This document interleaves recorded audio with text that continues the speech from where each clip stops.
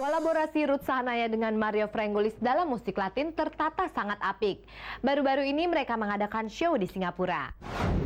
Setelah mampu tampil memukau di hadapan publik Athena Yunani 5 Oktober lalu, Ruth Sahanaya kembali tampil bareng Mario Frangoulis. Kali ini giliran masyarakat Singapura yang dibuatnya berdecak kagum. Seperti juga saat konser di Athena, malam itu tepatnya 31 Oktober lalu, duet Ruth Mario mampu tampil prima dan membuat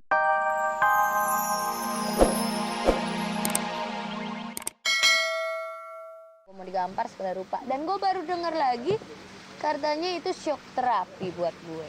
Marahnya saya tuh itu gara-gara dia marah-marah juga sama saya.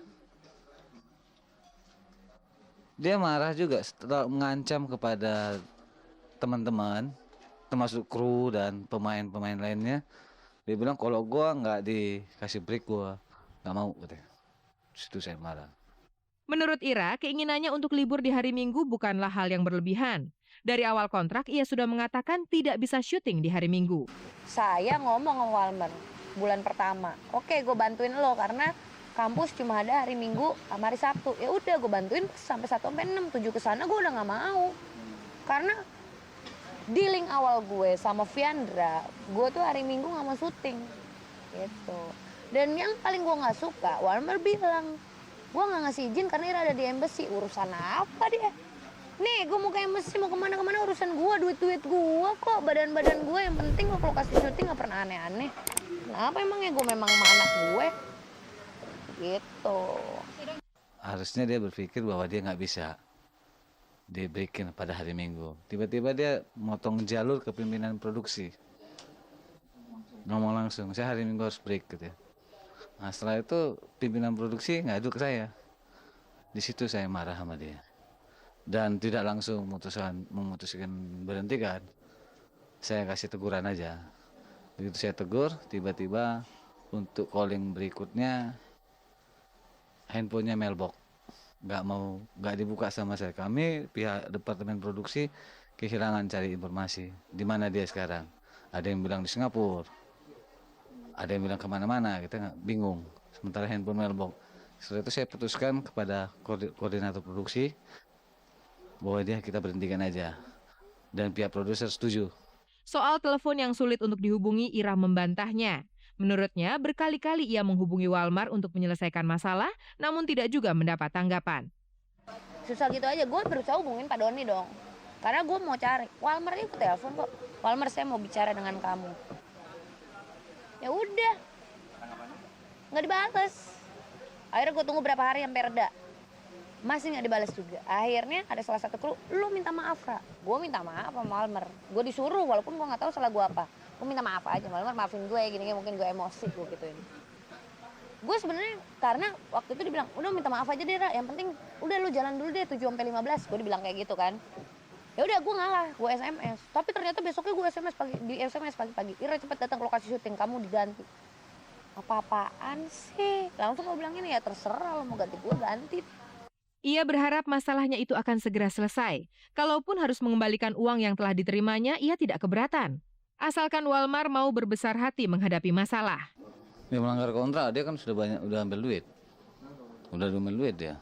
Udah malah lebih malah. Cuma pihak perusahaan nggak menuntut, udahlah biarin aja. Setelah kejadian itu, Ira sempat menghubungi Walmar untuk minta maaf. Sayangnya nasi telah menjadi bubur.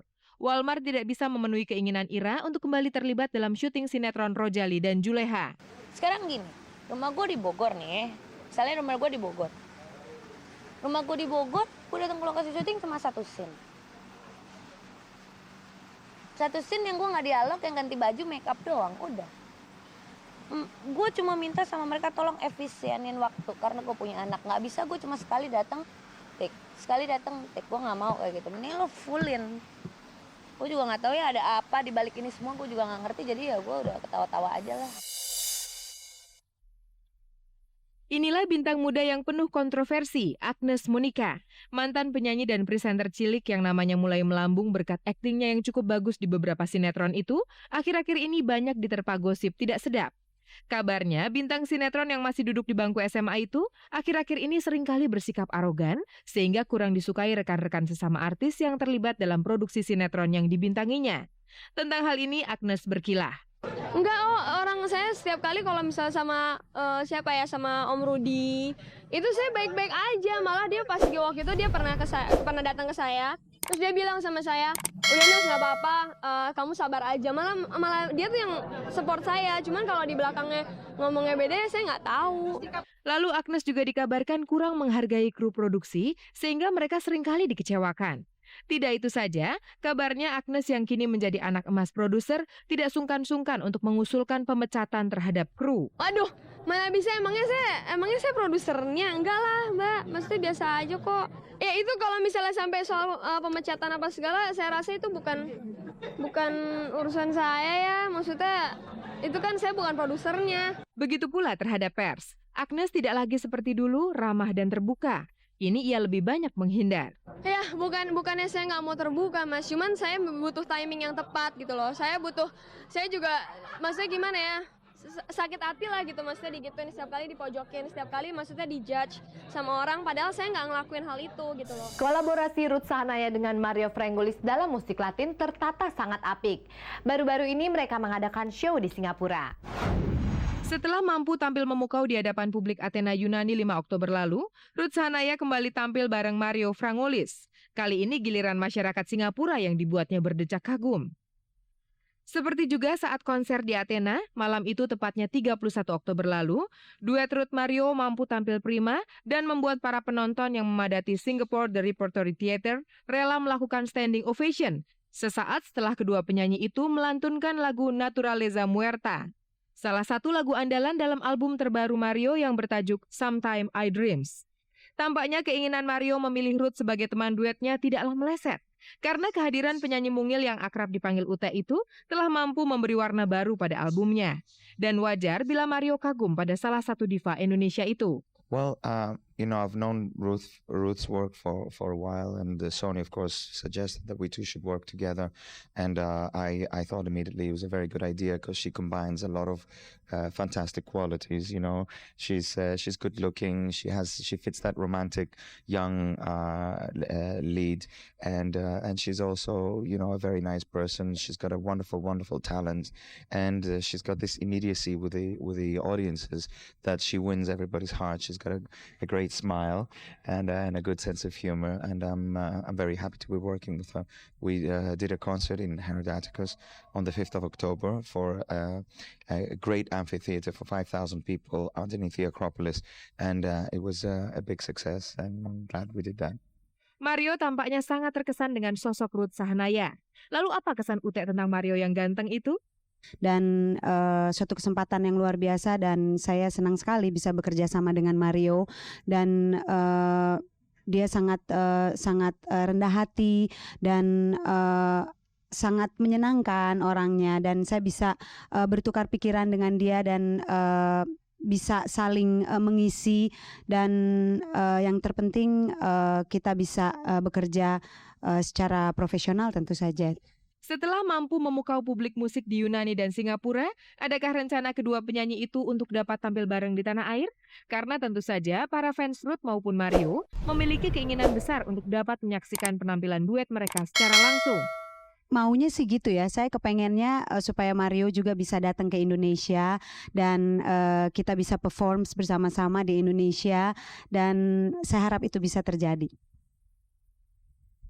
Yes. There were two words I understood: performs and Indonesia. So I'm very. I would be very happy, very honored, and of course, working with Ruth is always a pleasure. So yes, very much so. I'd like to go to Indonesia. Pemirsa, bayangkanlah Anda jika dilamar oleh seorang laki-laki dengan sebuah lagu di antara keindahan bangunan-bangunan Belanda. Betapa romantisnya. Apakah ini cerita di film? Bukan, ini adalah kisah nyata saat Elva Cesarea melamar Vera, sang istri.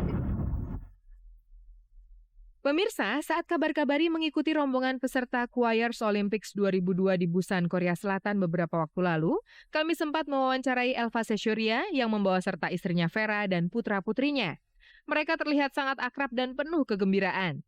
Bukan saja karena Elva berhasil memperoleh banyak penghargaan dalam festival musik tersebut, juga kesempatan itu digunakan Elva dan keluarganya untuk berlibur.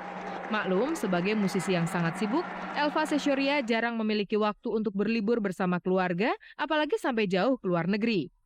Soal bepergian ke luar negeri, Elva dan Vera